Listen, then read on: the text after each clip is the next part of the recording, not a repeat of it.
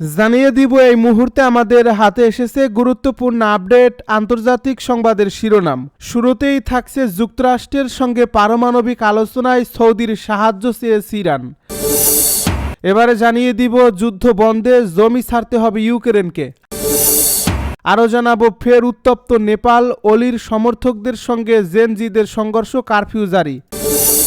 এবারে থাকছে ব্রাজিলে COP30 সম্মেলনে আগুন। সবশেষে জানিয়ে দিব রাশিয়া ইউক্রেন যুদ্ধ বন্ধে যুক্তরাষ্ট্রের নতুন পরিকল্পনা। এতক্ষণ শুনছিলেন হাতে থাকা আপডেট সংবাদের শিরোনাম, এবারে বিস্তারিত। তবে তার আগে অনুরোধ রইল ভিডিওটিতে একটি লাইক এবং কমেন্ট করে জানিয়ে দিন ভিডিও সম্পর্কে আপনার মূল্যবান মতামত। আরও জানিয়ে দিন ভিডিওটি কোথা থেকে দেখছেন বা কোন জেলা থেকে দেখছেন। স্থবির হয়ে যাওয়া পারমাণবিক আলোচনাকে পুনরুজ্জীবিত করতে যুক্তরাষ্ট্রের সঙ্গে রাজি করানোর জন্য সৌদি আরবকে অনুরোধ জানিয়েছে ইরান, যা সম্ভাব্য আরেক দফা ইসরায়েলি বিমান হামলার আশঙ্কা এবং গভীর অর্থনৈতিক সংকট নিয়ে তেহরানের উদ্বেগকে আরও স্পষ্ট করে। বিষয়টির সঙ্গে পরিচিত দুই আঞ্চলিক সূত্র বুধবার রয়টার্সকে তথ্য জানিয়েছে। সপ্তাহের শুরুতে ক্রাউন প্রিন্স মোহাম্মদ বিন সালমানের হোয়াইট হাউস সফরের ঠিক একদিন আগে ইরানের প্রেসিডেন্ট মাসুদ পেজেশকিয়ান সৌদি যুবরাজের কাছে একটি চিঠি পাঠান। ইরানি ও সৌদি গণমাধ্যম সোমবার এ খবর জানায়। সূত্রগুলো জানায় পেজেশকিয়ান তার চিঠিতে বলছেন ইরান কারোর সঙ্গে সংঘর্ষ চায় না, আঞ্চলিক সহযোগিতা আরও গভীর করতে চায় এবং যদি তার অধিকার নিশ্চিতের নিশ্চয়তা দেওয়া হয় তবে কূটনৈতিক মাধ্যমে পরমাণু ইস্যুর সমাধানে ইরান এখনও উন্মুক্ত। ইরানের পররাষ্ট্র মন্ত্রণালয়ের মুখপাত্র ইসমাইল বাগাই বুধবার বলেছেন পেজেশকিয়ানের বার্তা ছিল সম্পূর্ণ দ্বিপাক্ষিক। সৌদি সরকারের মিডিয়া অফিস মন্তব্যের অনুরোধের তাৎক্ষণিক জবাব দেয়নি। ইসরায়েলি বিমান হামলায় শুরু হওয়া জুনের 12 দিনের যুদ্ধের আগে ইরান ও যুক্তরাষ্ট্র ইরানের বিতর্কিত ইউরেনিয়াম সমৃদ্ধকরণ কর্মসূচি নিয়ে 5 দফা আলোচনা চালিয়েছিল। সেই যুদ্ধের পর থেকে আলোচনাগুলো অচল অবস্থায় পড়ে, যদিও উভয় দেশই বলে আসছে তারা এখনও সমঝোতার জন্য উন্মুক্ত। যুদ্ধ বন্ধে জমি ছাড়তে হবে ইউক্রেনকে। রাশিয়া ইউক্রেন সংঘাত থামাতে নীরবে একটি শান্তি পরিকল্পনা অনুমোদন করেছেন মার্কিন প্রেসিডেন্ট ডোনাল্ড ট্রাম্প। জানা গেছে 28 পয়েন্টের এই শান্তি পরিকল্পনা শেষ পর্যন্ত দুই দেশের মধ্যে লড়াই থামাতে একটি যুগান্তকারী পদক্ষেপ হতে পারে।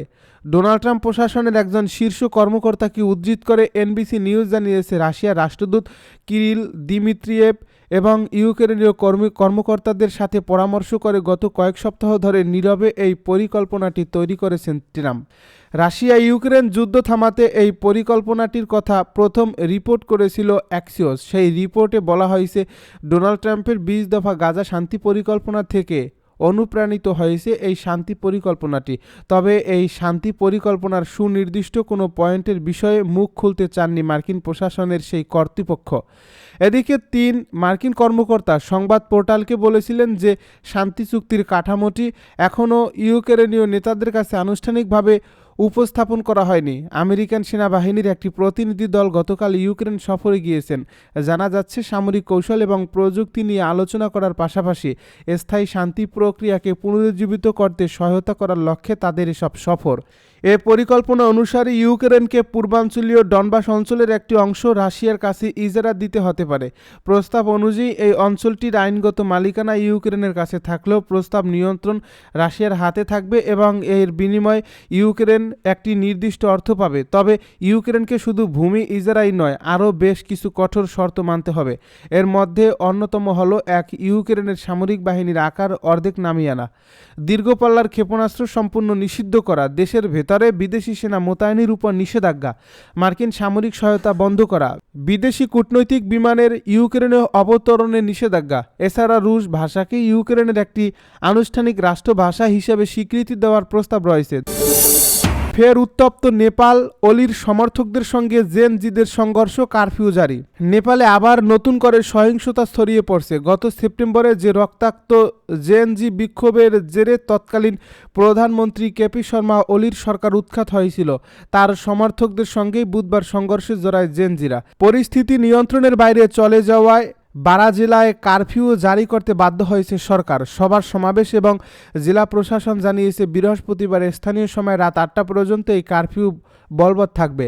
সিমারা বিমানবন্দরের কাছেও কমিউনিস্ট পার্টি অফ নেপালের কর্মীদের সঙ্গে সংঘর্ষ হয় জেনজিদের। এ নেপথ্যে অলির দলের 2 নেতার সিমারায় আগমন। দলীয় কর্মসূচিতে অংশ নিতে বিমানে কাঠমান্ডু থেকে সিমারা আসেন অলির দলের দুই নেতা মহেশ বসনেট এবং শঙ্কর পোখারেল। মহেশ শঙ্কর জুটির সীমারায় আগমনের বিষয়টি জানামাত্র সোশ্যাল মিডিয়ায় প্রতিবাদ কর্মসূচি ডাক দেন জেনজি জেলা সমন্বয়ক সম্রাট উপাধ্য। মহেশ শঙ্কর জুটির সীমারায় আগমনের বিষয়টি জানা মাত্রই সোশ্যাল মিডিয়ায় প্রতিবাদের কর্মসূচির ডাক দেন জেনজিরা। ব্রাজিলে COP30 সম্মেলনে আগুন।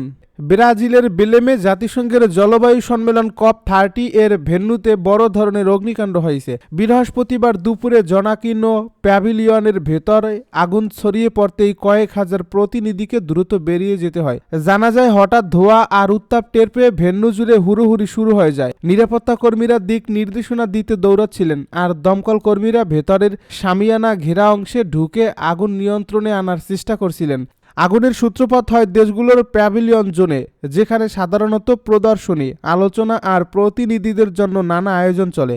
ঠিক কোথা থেকে আগুন শুরু হয়েছে তা এখনও নিশ্চিত করা যায়নি। COP সভাপতির দপ্তরের একটি সূত্র জানায়, স্থানীয় সময় দুপুর 2:20 দিকে আগুন নিয়ন্ত্রণে আসে। রাশিয়া ইউক্রেন যুদ্ধ বন্ধে যুক্তরাষ্ট্রের নতুন পরিকল্পনা। রাশিয়ার সঙ্গে চলমান যুদ্ধ অবসানে ইউক্রেনকে ভূখণ্ডের কিছু অংশ ছেড়ে দেওয়ার পাশাপাশি সামরিক সক্ষমতা হ্রাসের প্রস্তাব দিয়েছে যুক্তরাষ্ট্র। যুদ্ধ বন্ধে যুক্তরাষ্ট্রের ওই খসড়া পরিকল্পনা মেনে নিতে ওয়াশিংটন ইউক্রেনের প্রেসিডেন্ট ভলোদিমির জেলেনস্কির উপর চাপ সৃষ্টি করছে বলে সংশ্লিষ্ট সূত্রে জানা গেছে।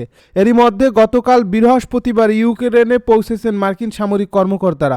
সংবেদনশীল বিষয় হওয়ায় নাম পরিচয় প্রকাশে রাজি না হওয়ায় এ সম্বন্ধে অবগত অন্তত 2 ব্যক্তি বুধবার বার্তা সংস্থা রয়টার্সকে এসব বলছেন। সূত্রগুলো বলছে, মার্কিন প্রস্তাবের মধ্যে আরও অনেক কিছুর পাশাপাশি ইউক্রেনের সশস্ত্র বাহিনীর আকার ছোট করারও কথা আছে। সূত্রগুলোর ভাষ্য, ওয়াশিংটন চাইছে কিয়েভ যেন পরিকল্পনার মূল প্রস্তাবগুলো মেনে নেয়। প্রস্তাবগুলোতে পূর্বাঞ্চলের যেসব এলাকা এখন ইউক্রেনের দখলে নেই তা মস্কোকে ছেড়ে দেওয়ার বিনিময়ে কিয়েভ ও ইউরোপে ভবিষ্যৎ যে কোনো রুশ আগ্রাসন মোকাবেলায় যুক্তরাষ্ট্র নিরাপত্তার নিশ্চয়তা দেওয়ার প্রতিশ্রুতি দিয়েছে। এদিকে তথাকথিত এই নতুন মার্কিন পরিকল্পনার বিষয়ে ইউরোপীয় এক কূটনীতিক বলেছেন, এগুলো কিয়েভকে আরও কোণঠাসা করতে ট্রাম্পকে প্রশাসনের নতুন চেষ্টা। ইউক্রেনের অবস্থান ও ওয়াশিংটনের ইউরোপীয় মিত্রদের কথা বিবেচনায় না নিয়ে কোনো সমাধানই হতে পারে না বলছেন তিনি। আরেক ইউরোপীয় কূটনীতিক বলছেন, ইউক্রেনকে সামরিক বাহিনী ছোট করে ফেলার যে কথা বলা হচ্ছে তা গুরুতর কোনো প্রস্তাব মনে হচ্ছে না, বরং মনে হচ্ছে রাশিয়ার দাবি। এমন এক সময়ে এই পরিকল্পনার কথা প্রকাশ এলো যখন পূর্ব ইউক্রেনের যুদ্ধক্ষেত্রে একের পর এক গ্রাম ইউক্রেনের হাতছাড়া হচ্ছে। ইউক্রেনের প্রেসিডেন্ট জেলেনস্কিকে এখন বড় এক দুর্নীতি কেলেঙ্কারিও সামলাতে হচ্ছে, যার কারণে গত বুধবার দেশটির পার্লামেন্ট জ্বালানি ও বিচার মন্ত্রীকে বরখাস্তও করেছে। অবশ্য নতুন এই পরিকল্পনার ব্যাপারে হোয়াইট হাউস মন্তব্য করতে রাজি হয়নি।